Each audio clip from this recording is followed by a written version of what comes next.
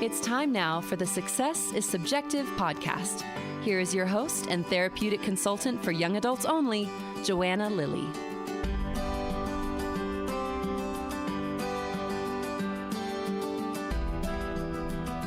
Hi, and welcome to the show. If you're new here, I'm glad to have you. This podcast was formed to collectively build a bank of stories from normal people sharing their non-linear paths. Unfortunately, social media paints a narrow picture of what success looks like, so I'm doing my best to spread the news that changing course is common, and you don't have to know what you want to do the rest of your life at 18. If you're a parent worried about your young adult and whether their path is leading them to success, you're in the right place. I'm a therapeutic consultant who works with young adults to connect them with resources that'll help them get back on that path to success. So if you're curious, let's chat. You can schedule a free consultation through my website. Today, my guest is Scot Marken. Scot has been committed to supporting individuals with disabilities in their independence for more than 20 years on a professional and a personal basis. He is the founder and CEO of EdRedefined, a national educational consulting firm that guides individuals with mental health issues, autism, ADHD, and learning differences with their post-high school, typically college, plans and experience. The firm's services include assessing college readiness, college search, applications, accommodations, gap years, scholarships and public benefits, and independent living coaching. Scot is a growing national thought leader in the area of higher education and disabilities. He has been featured in U.S. News and World Report, The Wall Street Journal, and on NPR's Marketplace Morning Report. Scot is also a frequent presenter at regional, national, and international conferences on issues related to college and mental health, neurodiversity, and learning disabilities. You'll learn more about his career prior to launching EdRedefined, so let's get to it. Here's Scot. Scot, thanks for being a guest on the podcast. Thanks for being here. Oh, thanks. I am excited, and I have been thinking about your questions all night, tossing and turning, re-examining my life. So I'm looking forward to seeing where I end up in talking to you today. Oh my goodness. I am going to do my best to bring that anxiety level down and make this as stress-free and, dare I say, as fun as possible. Oh, it totally will. I mean, I'm partially kidding, but anxiety will be part of our conversation. So. Okay, good. Well, that's seed planted. We'll get to it. Let's actually just start from the beginning. Tell our listeners, where did you grow up? And so we can get kind of a sense geographically, culturally of kind of maybe some of the influence in what it means to grow up in that area, but also share with us, what was the messaging that you were receiving from your family or the community in which you were raised on what you're supposed to be doing after high school? Sure. So I grew up on Long Island, right where the Nassau-Queens border is. And not sure if you could tell, but I used to have a professional manager for acting in high school. So they sent me to get rid of my New York accent. So I'm not sure whether you could tell at the moment. Sometimes yes, sometimes not so much. So I grew up on Long Island, and I grew up in a single parent family. My parents had divorced when I was about 4, and through a combination of, generationally, what the role of dads were then, as well as just my own, family situation. It was pretty much, mostly a single mom. And my mom, I grew up in a Jewish family, and so not observant. I describe myself still as culturally Jewish. And I wanted to share that because there's a big emphasis on the importance of education in your life. And I grew up sort of like a upper middle class area, but we were the poorest people, in the area. And sometimes, my mom, she went to work, she went to school back at night, and there were 4 of us, and I was number 3. And so I was actually the definition of a latchkey kid. I'm not sure if your listeners remember this, depends on their age, but there were these sneakers called kangaroos where they have there's also a Velcro flip, but they actually have a little zipper in them for you to stick the single key to open up your door and get in. So I was literally a latchkey kid. And, I'd like to think that I was a studious. The way my school was set up, it wasn't. It was essentially I was in a lot of classes with students who had done well and taken several AP classes, as well as I was in a special performing arts video. It was the time of MTV when MTV just started. I was in a special program for about a third of my day where we would make MTV videos, and the students would go ahead and, we'd write them, we'd perform in them, we'd do the TV stuff. So, so that was kind of different. And I had a really incredibly loving mom. I would say at the same time, because my mom, who did go to college, she came from an immigrant family where her parents were like, "You're not going to college, you're a girl." And, so she went to college. She was limited in choices by them. But so I would say, though, that my mom gave me almost no advice. Okay. My mom never asked me about my homework, but there was the expectation that I would come home with high grades and I'd be able to go ahead and meet what she viewed as my potential was. And it was the same for all of my siblings. And so she really did not give me a lot of advice related to college.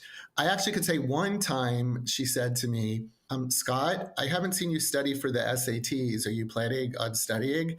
And I'm like, "Leave me alone. What are you doing?" You're like, "I can't stand this," because she'd never done that, right? Like ever. All right. And it wasn't even said in any sort of, it was like this neutral way, So I didn't know what I wanted to do. And my mom would just say, apply to the quote best college you could get into, and we're going to get you're going to get a lot of financial aid. So don't even worry about that. But in retrospect, it would have been good if I had been, told about that and the loans I was going to be paying, for 10 years. And so all I really knew in terms of career choices was my options seemed to be I could be a lawyer, I could be a doctor, I could be an accountant, I could be an engineer, or I could be a businessman. Okay. Not even probably business person back then, but businessman. And I had no idea what that really meant.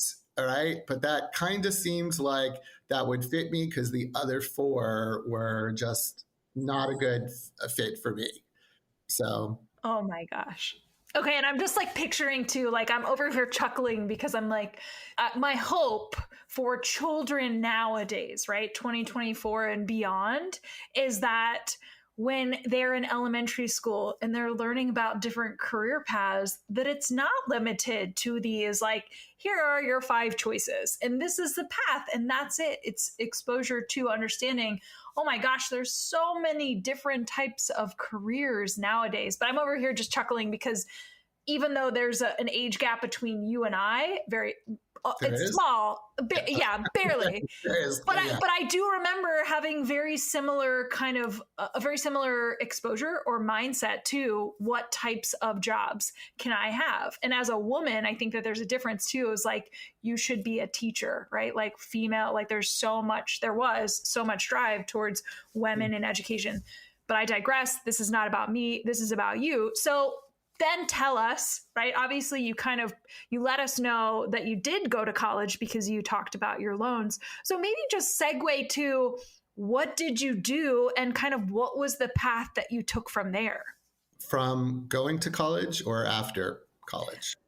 Let's start with college, because I think it's, we want to talk about potentially what did you end up pursuing and just how was that transition on campus anyways, especially for somebody who's saying like, I was a latchkey kid. What is college like for you? Right. So I first going to share a quick story, if there's time, it is so ironic that now I'm, supporting students with disabilities related to college because my applications were the worst. Okay. The absolute worst. I was a strong student, but it was the time where we didn't have word processors. Okay. There was a typewriter. You took a full class to learn how to type. And there was sometimes like a white ribbon if you made mistakes, but normally it was like you'd put the backslash key. Okay. And so you'd make mistakes, you just cross that out. And I was applying to the most academic academically selective schools in the country where I photocopied them, okay? And it says, dear, and then there's like, I hand wrote like, dear Yale, okay? And, then it's like just all these typos and grammar mistakes, and I had nobody reading it over. It was not easy to make changes. And I was surprised by not getting into a lot of schools, at that time, knowing what I have come to learn. So I went to Duke University, and that was just a huge transition for me. I went, at that time, Duke was still to a certain degree, but certainly it's way more diverse now. But at that time, it was, very wealthy, mostly a lot of people from the South. And that was such a different experience for me. I think it was actually the first time I flew. We decided to fly from Long Island to North Carolina. And I would say college for me was much more about growing up as a person than it was learning. And I did not like Duke at first at all. It was a really hard transition. I did not like being in a college campus that was isolated from the rest of the community, and I looked to transfer. So I actually went in thinking I was going to be a political science major, which I did end up doing, but I actually decided I was transferring and I wanted to be in a more urban environment. I wanted to study communications, which was not offered, at Duke as a liberal arts school. And I went ahead, I applied and was accepted at Georgetown and University of Pennsylvania. I decided I was going to go to Penn, and I don't know why, but like a few weeks before I was going, I told my mom, nope, rip up the check. I could remember her, writing the check, which wasn't easy financially to write. And I said, I'm going back to Duke. And I'm still not 100% sure, like, why exactly I did that. But I will say that, as much research as you do with college and what I thought about college, what you can't really research is the relationships that you make with people and who you meet, and professors that the course may sound fabulous, but, they're not a good professor for the way that you learn. And I do think that, when I look back, and I just went recently to my, I'm going to whisper this part, 35th college reunion. It's about the people. And, I studied political science, and then I will share that I also went and I studied abroad my junior year. I went to England. I actually attended somewhere called the University of Warwick, which is near Stratford-on-Avon. And that was the best time of my life. If my kids are listening to this, I'm going to say that the day they were each born was the best time of my life. But okay, if they're not listening, I'm going to say that, when I studied abroad, and I still am friends with several of the people 35 years later. And, they've been through all my ups and downs in life. So that really impacted what I wanted to do after graduating from college. Oh, and I graduated early because I couldn't really afford to go for the most part. And I had some extra classes that I had gotten AP credit, and I took some extra classes along the way so that I graduated one semester early. And then I had a serious girlfriend at the time. And so I stayed in the area and I worked at a hotel for the last semester of my friend's classes. Well, thank you for sharing that. I have so many questions, but this is such a short interview. So I'm going to just I'm going to save it because I think maybe some of these, we need to have a second conversation. But for today, I'm curious because you said, here's the irony, right? Full circle from my own college admission experience to the work that I do and who I work with nowadays. Just give us kind of, if you could do almost chapter titles for some of the jobs that you held and the experiences that led you to where you are now. And I want you to talk about what it is that you're doing. Sure. So right after college, I went on a fellowship program to teach English in Japan. And after that, I moved to Washington, D.C. and I worked for an events management company doing these really cool creative events like inside presidential homes and, inside the Capitol, certainly pre 9/11, when you could do, unusual events at night. And from there, I decided I wanted to be more creative than Washington, D.C. So I moved to Miami by myself, didn't even know that it had a large Hispanic population, and I did event management there. And then on the side, I started a nonprofit that is called Hands on Miami, and it's grew to become the central resource for volunteerism in that area. It was set up so it was essentially people who couldn't make an ongoing commitment to, say, be a big brother, big sister. The organization that I set up, we would make that commitment and we would rotate people in.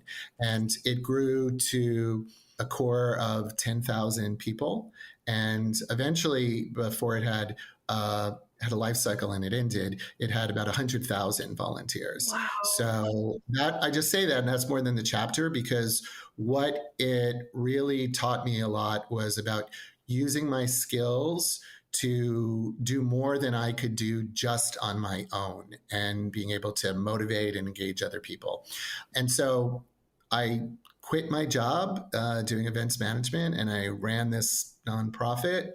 And then I decided it was time for me to leave, and I became involved on the philanthropy side.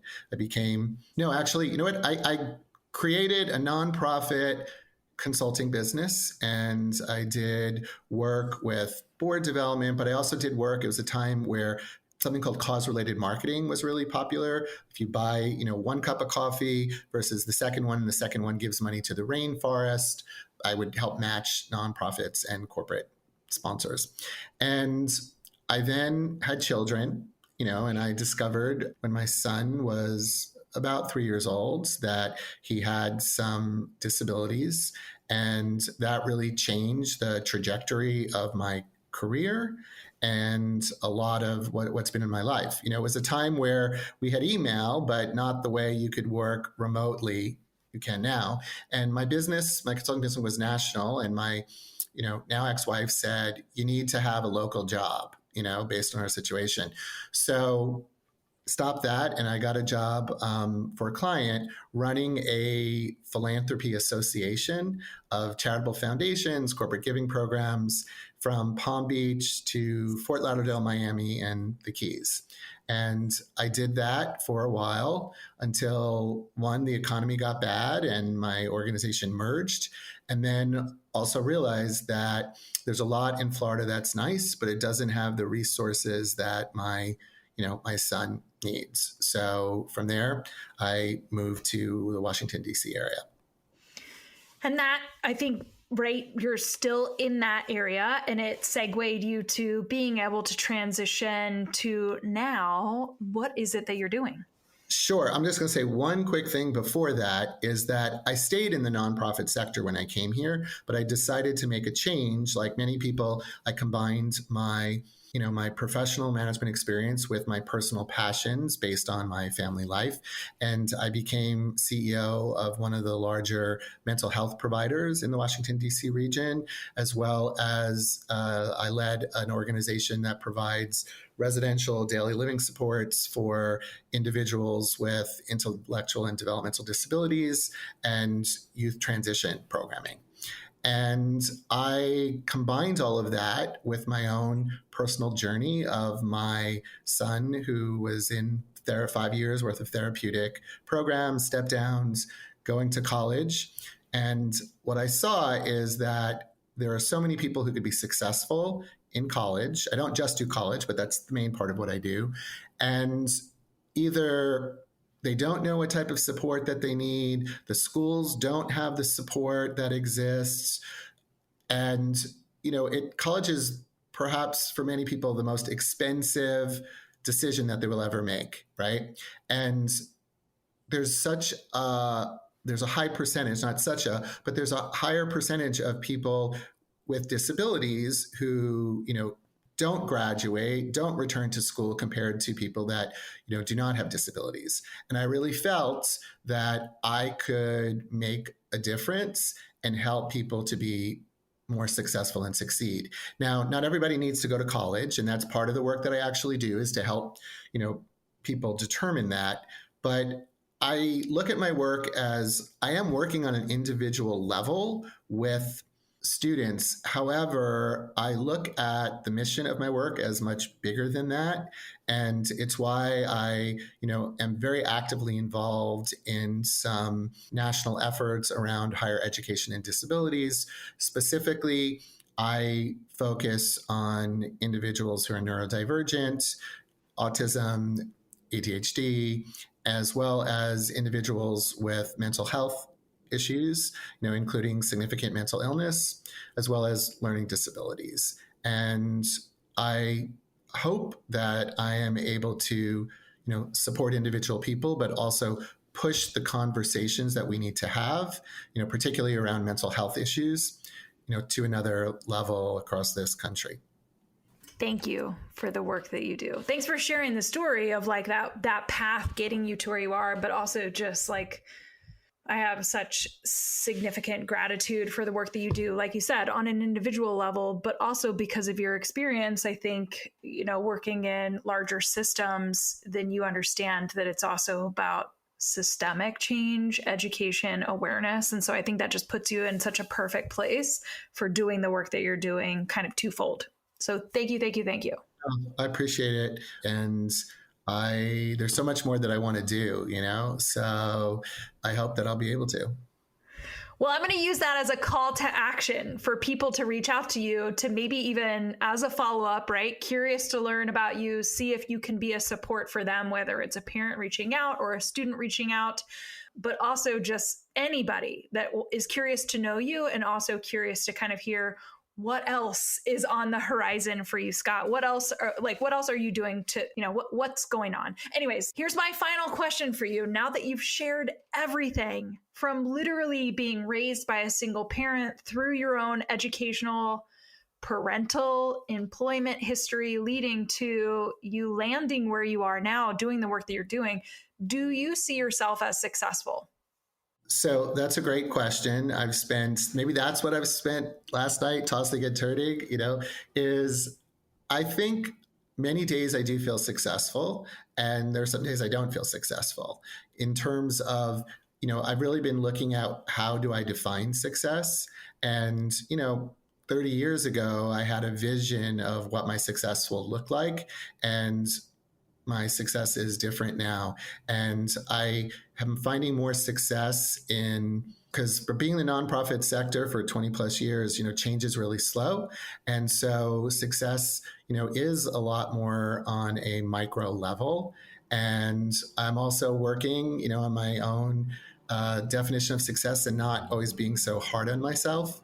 So I would say, yes, I do feel successful, but not at a place where I could stop pushing myself and feeling, passionate and motivated, because, I believe that my success on many levels could be, much, like, I don't want to say through the stratosphere, but I'm looking forward to see where my life takes me from here, I love it. Okay, Scott, thank you for being a guest on the podcast. We'll make sure that we have all the contact information, links, etc., in the show notes for anybody that is curious to connect with Scott. But more importantly, again, I just want to say thank you, Scott, for not just carving out time to share just a snapshot of your story, but also to be willing and vulnerable to share some of those parts of your story that feel like it's behind the curtain. Not everybody knows it. And that humanizes you, which will hopefully allow more people to feel comfortable reaching out. Thanks. Can I just add one thing, and you'll see if there's time for this. What I didn't get to share before is, the journey is not just about being a parent. I'm someone with anxiety, actually. And, it wasn't until more recently that I actually addressed that, as well as I do like to share that, because I think the more that we speak about mental health issues, the less stigma that there is. And, that's a journey where I'm continually working and, feeling better about myself, and also, how I define success. So just wanted to share that. Thank you. Thank you again, Scott, for being a guest on the podcast. Thanks so much. It was fun and nice to always see you, Joanna.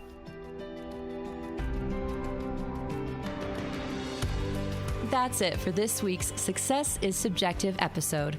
We want to thank our guest for joining Joanna on the show this week and for being willing to share your journey. This podcast would not exist if it weren't for people such as yourself. Stay tuned for our next episode, where you can bet it'll be another amazing human sharing their personal story with the world. Make sure you check out the show notes, where you will find contact information, website details, and all social media for our guest. If you're interested in being a guest on the podcast, you can email joanna@lilleyconsulting.com. Be sure to check out the lilleyconsulting.com website for additional resources outside of podcasting.